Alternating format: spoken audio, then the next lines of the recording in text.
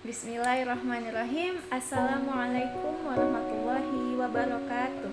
Perkenalkan, saya Nia Windaliani. Saya mahasiswi dari Program Studi Pendidikan Guru Anak Usia Dini FKIP Universitas Riau. Saya angkatan tahun 2019 dan sekarang saya duduk di kelas A. Nah teman-teman, dalam video ini saya akan mengulas sedikit mengenai perempuan, or woman, ladies, or girl, ataupun apapun sebutannya. Nah, kita sama-sama tahu ya teman-teman, perempuan itu merupakan kebalikan dari gender laki-laki. Nah, perempuan ataupun laki-laki itu disebut dengan manusia. Sedangkan manusia adalah makhluk ciptaan Allah yang paling sempurna diciptakan oleh Allah di muka bumi ini. Kenapa? Karena hal ini tertuang dalam Al-Quran surah At-Tin ayat 4. Nah, di sini saya akan mengulas keistimewaan yang dimiliki oleh seorang perempuan. Saya sebagai perempuan dan kamu juga seorang perempuan. Seharusnya kita tuh menyadari bahwa kita tuh punya loh keistimewaan yang kita dapat sebagai seorang muslimah ataupun seorang wanita ataupun seorang perempuan. Nah, di Islam sendiri dia itu sudah mengangkat derajat kita sebagai perempuan untuk tidak terlalu di bawah, dan kita tuh juga punya loh hak-hak untuk menaikkan derajat kita sendiri yaitu sebagai perempuan.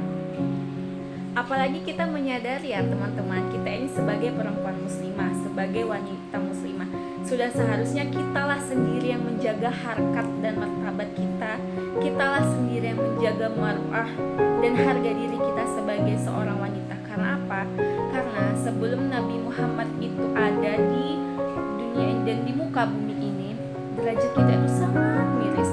Kenapa? Karena pada zaman dahulu, sebelum Nabi Muhammad menjadi lentera kehidupan, derajat kaum seorang perempuan itu sangatlah rendah. Ada, tapi dianggap tidak ada. Setiap perempuan yang lahir pada zaman itu selalu dibunuh. Betapa mirisnya nasib kita pada zaman dahulu itu. Namun karena Nabi Muhammad melalui perjuangannya dan kepahlawanannya itu, sekarang beliau sudah mengangkat kita dan sudah menyetarakan sebagaimana perempuan dan laki-laki itu memiliki hak hidup masing-masing. Dan sekarang banyak sekali tokoh-tokoh wanita yang sudah menyumbangkan emansipasi wanitanya kepada perempuan-perempuan Indonesia khususnya untuk menaikkan ataupun meng-up kodratnya sebagai seorang wanita untuk tetap hidup dan bebas untuk menyetarakan pendapat, bebas dari rasa ketakutan dan lain-lain. Apalagi ya teman-teman, di zaman sekarang ini kita sebagai seorang muslimah tentunya kita harus pandai-pandai untuk melok diri ataupun mawas diri terhadap perkembangan zaman yang sekarang kita rasakan ini. Apalagi sekarang ya teman-teman, kita itu hidup dan merasakan kehidupan di zaman yang akhir-akhir zaman ini yang sudah melewati batas modernisasi. Kalau saja kita tidak mawas diri ataupun tidak mengontrol diri, kita akan terjerumus ke kehidupan yang sangat jahiliyah itu. Nauzubillahi min zalik. Nah, kali ini saya akan mengulas betapa istimewanya kita sebagai perempuan, dan hal ini ditinjau dari segi agamisnya. Baik, yang pertama itu keistimewaan perempuan yang pertama.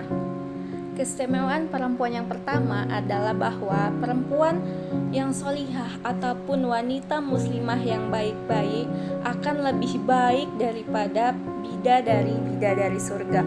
Masya Allah, bayangkan teman-teman, kita sebagai perempuan muslimah, jika kita baik akhlaknya, baik ibadahnya, maka kita ini lebih baik daripada bidadari-bidadari yang ada di surga.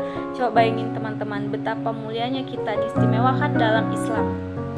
Mengapa kita lebih baik daripada bidadari-bidadari yang ada di surga? Karena hal ini sudah dijelaskan dalam hadis Rasulullah bahwasanya kita ini perempuan-perempuan muslimah di dunia ini lebih baik standarnya daripada bidadari yang ada di surga itu.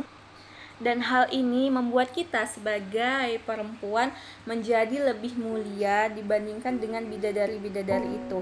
Nah, itulah kewajiban kita sebagai perempuan untuk selalu menjaga diri dan melakukan hal-hal yang baik.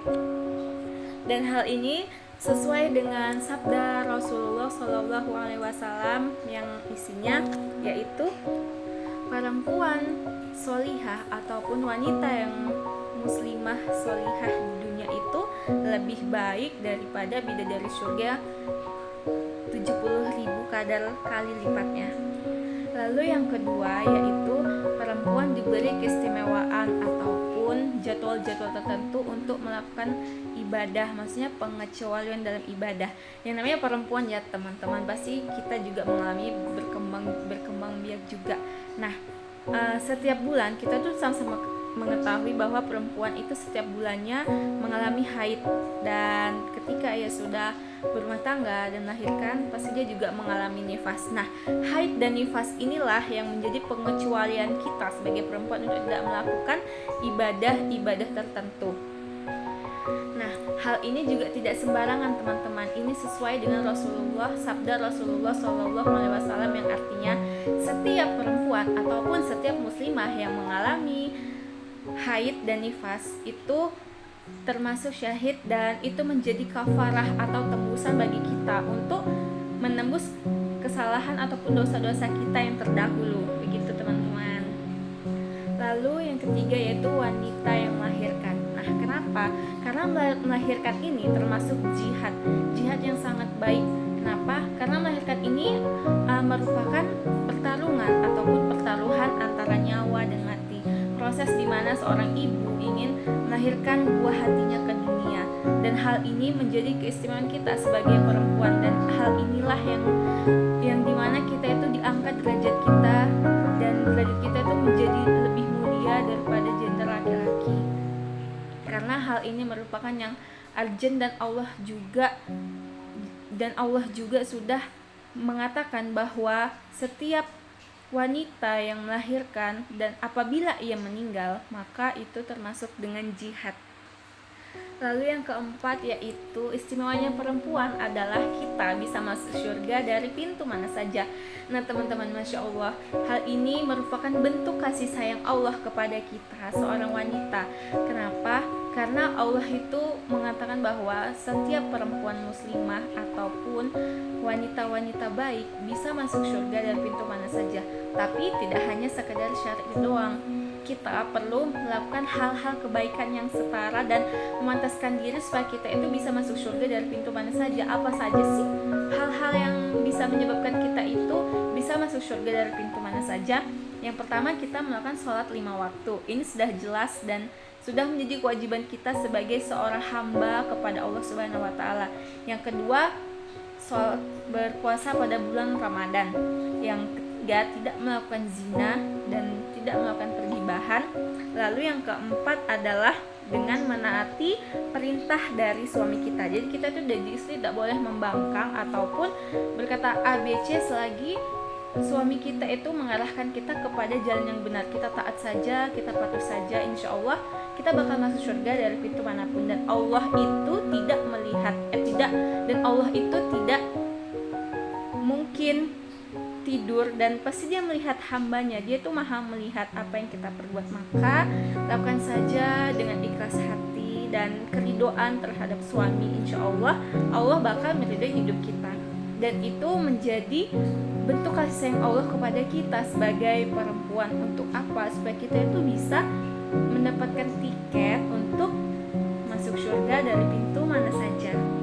Lalu yang terakhir yaitu surga ada di bawah telapak kaki ibu. Kita sama-sama tahu ya teman-teman, ibu adalah merupakan seorang perempuan hebat ataupun wanita hebat. Nah, kita juga sama-sama tahu bahwa kedudukan seorang ibu itu maha agung. Maksudnya adalah kedudukan seorang ibu amatlah sangat mulia dan agung. Bahkan surga saja ada di bawah telapak kaki seorang ibu.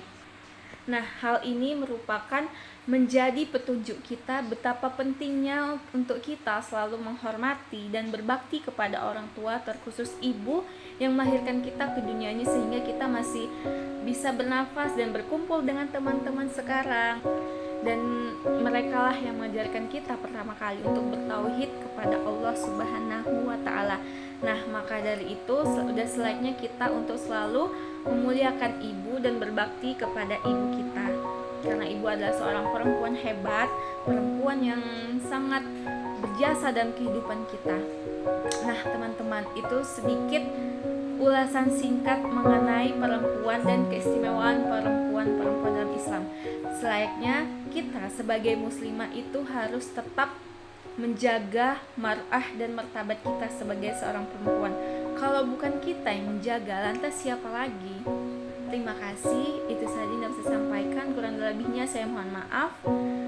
Wabillahi taufiq wal hidayah, walido wal inayah, unzur maqalah wala tanzur maqalah, billahi fisabilil haq. Assalamualaikum warahmatullahi wabarakatuh.